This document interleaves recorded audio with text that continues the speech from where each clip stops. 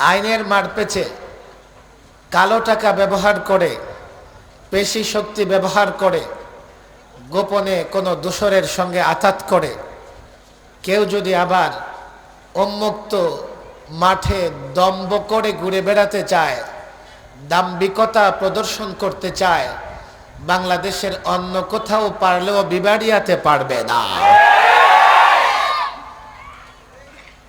আর যাই হোক, একজন খুনি কখনো ঘুরে বেড়াতে পারবে না।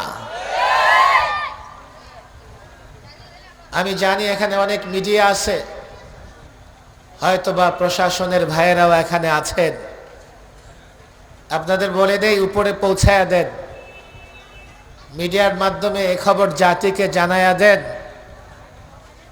আমি যা দেখেছি, ঘোষণা করার সঙ্গে সঙ্গে আপনারা যেভাবে স্লোগান দিয়েছেন, সে শুধু জামিনে বের হয়ে আসতে চায়। জামিনে যদি খুনি বের হয়ে আসে, তার অবস্থা কি হবে আল্লাহই ভালো জানেন।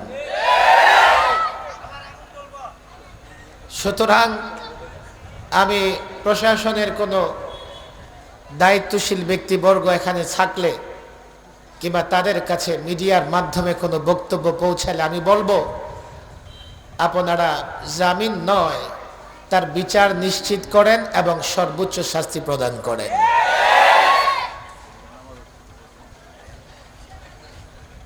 নাটাই এবং বিবাড়িয়া বা শহীদ বাড়িয়া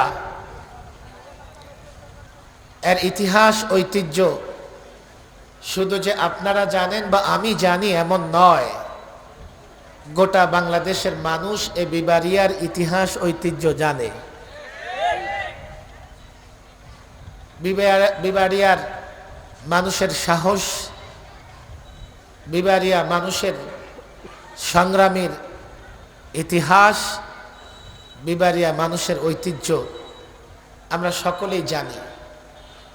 তবে দুঃখজনক একটা বিষয় হচ্ছে, যে প্রত্যাশা নিয়ে আমার মতো একজন নিরীহ মানুষ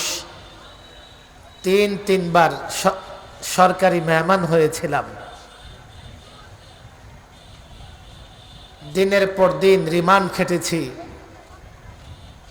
বছরের পর বছর বদ্ধ কামরায় ফাঁসির সেলে কষ্টকর জীবন অতিবাহিত করেছি। একটা প্রত্যাশা ছিল আমাদের,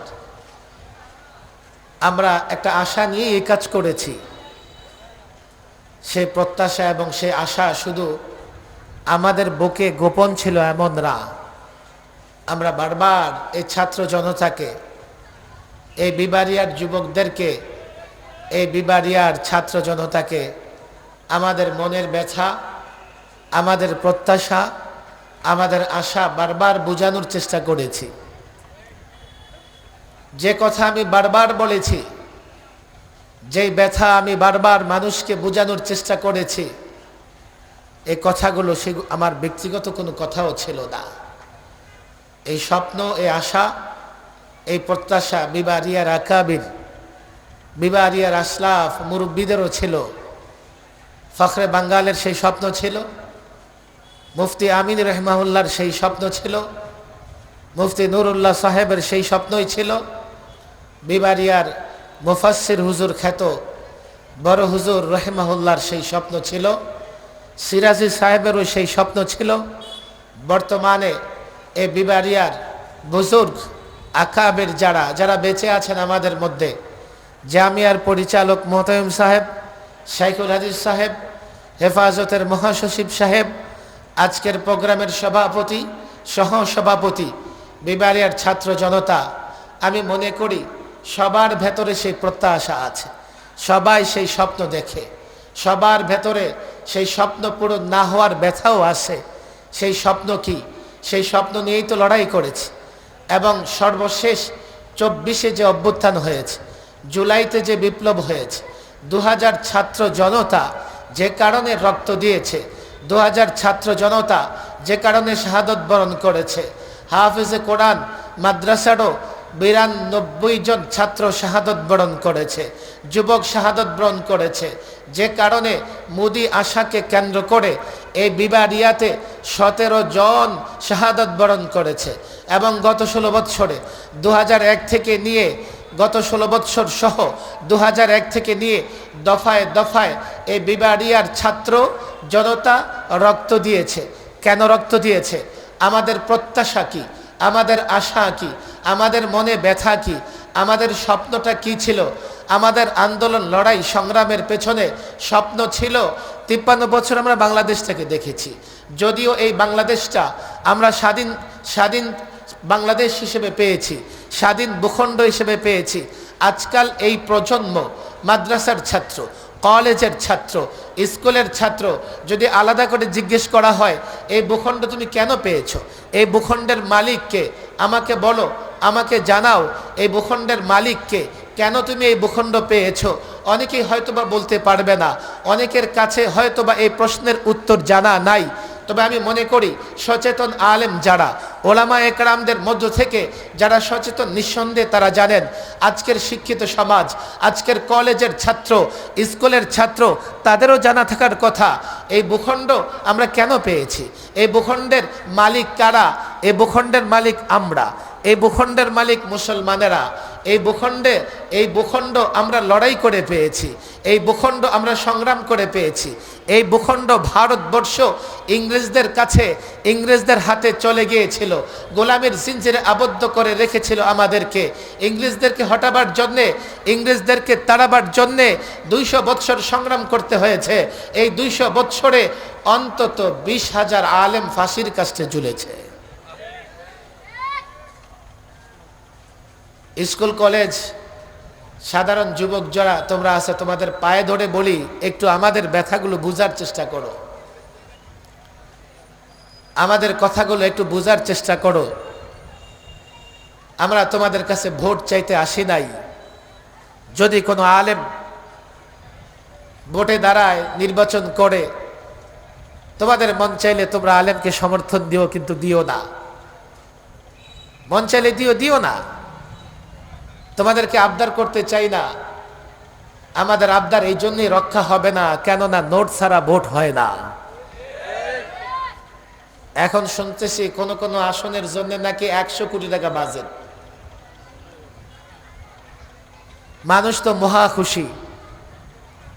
আরে যত ভোটে বাজেট হবে এত নোট গুনে গুনে 100 গুণ আপনার কাছ থেকে আবার আদায় করে নেবে। আমারও খেয়াল আছে যে কোথাও আমিও দাঁড়ায়া যাব। লোকেরা বলে আপনি দাঁড়ায় আছেন, আমি বলে আসি তো দাঁড়ায়া। আমার তো নোট নাই, আমি তো ভোট পাবো না, ভোট দিবেন না। আবার আমি মিথ্যা ওয়াদাও করতে পারবো না, ভোট পাবো কোত্থেকে? তবে আমি এতটুকু বলে দেব, আপনাদের জন্য যত বরাদ্দ, আমি সেই বরাদ্দ থেকে একটা চাউল, একটা গম কিংবা 1 টাকা আমি আত্মসাৎ করব না। আপনারা বলবেন হুজুর তাতে কি হয়ে যাবে? হ্যাঁ, হয়ে যাবে। একটা নির্বাচনী এলাকায় যেই পরিমাণে বরাদ্দ হয়, গভর্নমেন্ট বরাদ্দ করে, বাজেট করে, এই বাজেটটা যদি ঠিকঠাক মতো ওই এলাকায় পৌঁছায়া যায়, ওই এলাকার উন্নয়নের জন্য যথেষ্ট হয়ে যাবে। আমার শিক্ষিত যুবকরা কিছুটা তো বলতে পারবে।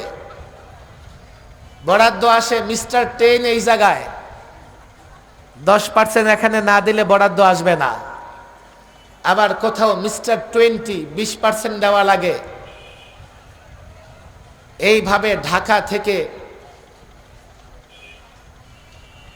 ঠিক জায়গা মতো ওই টাকা আসতে আসতে 90 ভাগ খতম। আমি একটা গল্প সরাইলের মানুষকেও শোনাইছি, মুফতি আমিনুর রহমাউল্লাহর জবানে, হয়তোবা আপনারা শুনেছেন কিংবা এই প্রজন্মের যুবকরা হয়তোবা শোনে নাই। রাস্তা দিয়ে যাওয়ার পথে পীর সাহেব তার মুরিদের বাড়িতে উঠলেন, কিন্তু পীর সাহেবের জানা ছিল এই মুরিদ 420, 420 নাম্বার। এজন্য সবসময় নিজের ব্যাগটা নিজের কাছে রাখতো, হেফাজতে রাখতো। কিন্তু কোন ফাঁকে যে কাজ হয়ে গেছে পীর সাহেবও জানে না। মুরিদ বড় ইলিশ মাছ মুরগি এনে রেখেছে পীরের সামনে।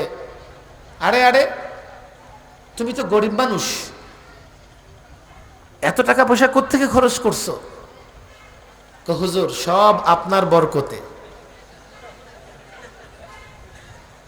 খাবার দাবার শেষ, এখন আগাই দিতে গেছে 1 কিলোমিটার 2 কিলোমিটার, মুরিদার পীরের পিছ ছাড়ে না। আরে যা হয়েছে আর আসতে হবে না।